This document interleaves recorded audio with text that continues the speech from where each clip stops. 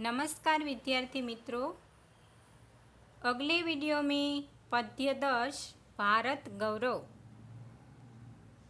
इसके कवि मैथिली शरण गुप्त जी का हमने जीवन परिचय जाना और थोड़े से काव्य का सार भी हम समझ चुके हैं।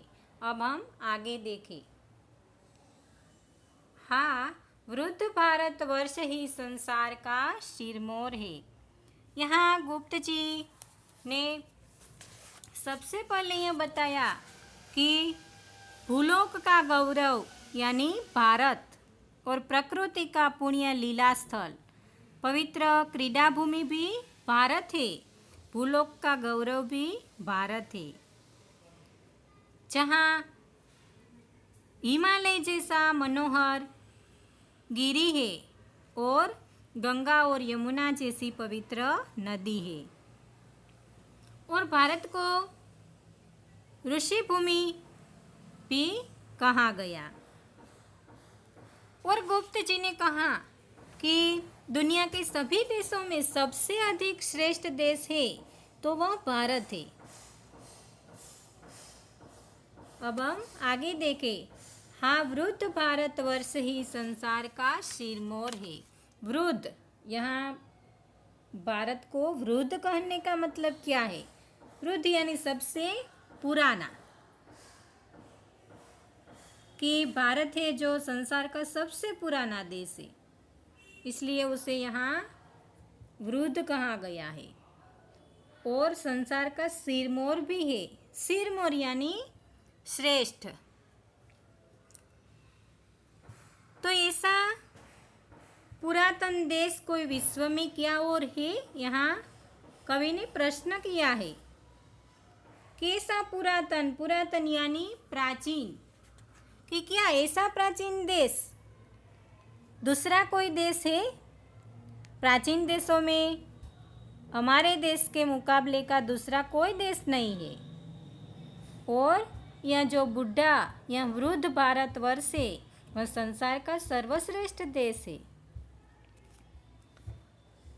भगवान की भवभूतियों का यह प्रथम भंडार है। भवभूतियों यानी संसार का वैभव। तो यहाँ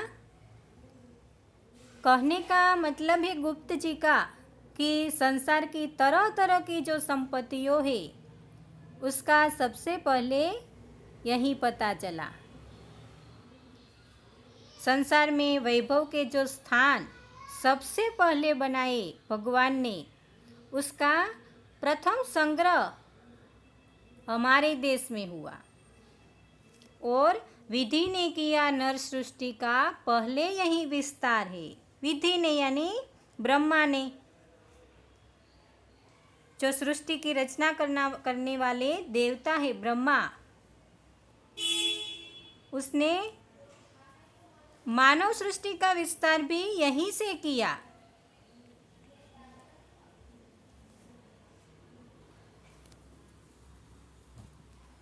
यह पुण्य भूमि प्रसिद्ध है।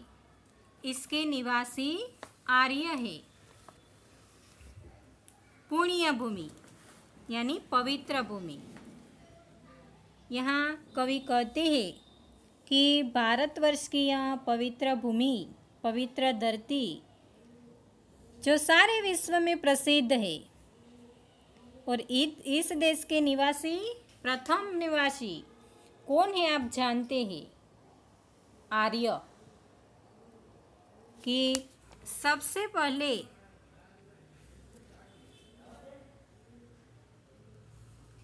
आर्य यहाँ के निवासी है, जो सभी तरह की विद्याओं तथा कला कौशल में आचार्य थे। इसलिए तो गुप्त जी ने कहा है कि विद्या, कला, कौशल सबके जो प्रथम आचार्य है। आचार्य यानी आदर्श आचार को आचरण में लेने वाला, उसे आचार्य कहा जाता है। तो यहाँ आर्यों के चरित्र के बारे में भी गुप्त जी ने कहा कि आर्य ऊंचे आदर्शों के साथ जीवन जीते थे। संतान उनकी आज यद्यपि हम अधोगति में पड़े, किंतु आर्यों की जो संतान है आज अधोगति में है। अधोगति यानी अवनति। ऐसा गुप्त जी ने क्यों कहा कि इस देश के निवासी आर्य है और उन्होंने ही सारे संसार को सबसे पहले विद्या, कला और कौशल का ज्ञान दिया और हम भी उसी आर्यों की संतान हैं। तो आज देश की दशा अच्छी नहीं है। आर्यों की जो संतानें हैं वह आज बुरी दशा में है, अधोगति में है। फिर भी पर चिन्ह उनकी उच्चता के आज भी कुछ है खड़े। गुप्त जी कहते हैं कि भले उन आर्यों की संतानें आज बुरी दशा में हो, पर उनके जो महान चरित्र के कुछ निशान है वह आज भी मौजूद है और प्राचीन सभ्यता संस्कृति के गौरव चिन्ह है वह आज भी मौजूद है।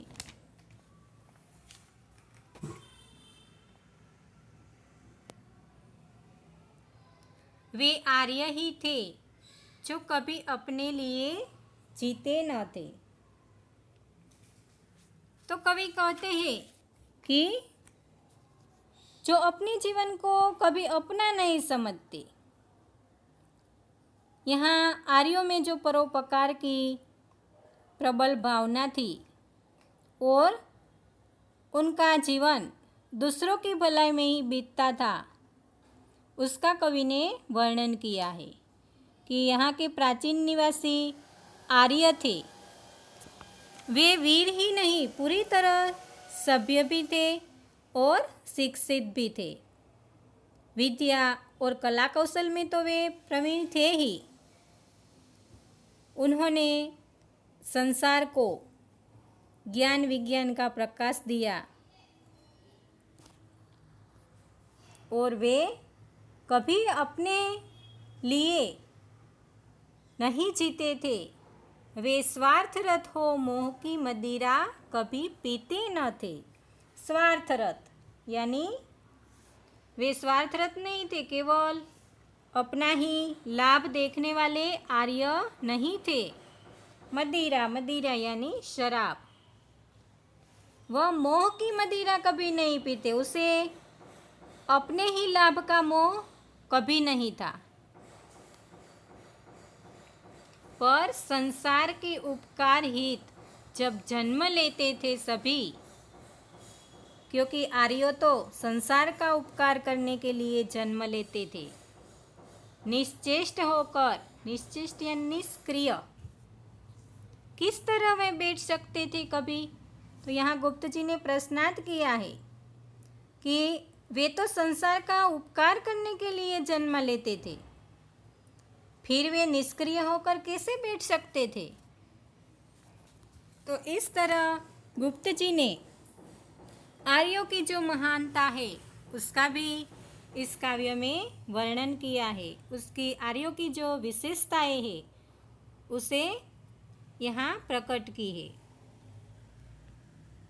इस तरह गुप्त जी ने भारत के गौरव को इस काव्य के रूप में भारत गौरव शीर्षक देकर हमारे सामने रखा और कहा कि भारत जो है वह प्रकृति का पुण्य लीला स्थल है, पवित्र क्रीड़ा भूमि है और ऋषियों की भी पवित्र भूमि है।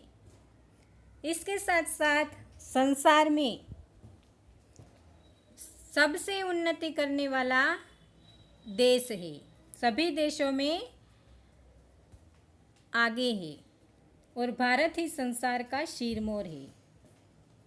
इसके साथ साथ भगवान की बनाई हुई भवभूतियों का सबसे प्रथम भंडार भारत को कहाँ है। यहाँ के निवासी आर्यों की यह प्रसिद्ध भूमि है और आर्यों ने सारे संसार को विद्या का, कला कौशल का ज्ञान दिया, शिक्षा दी।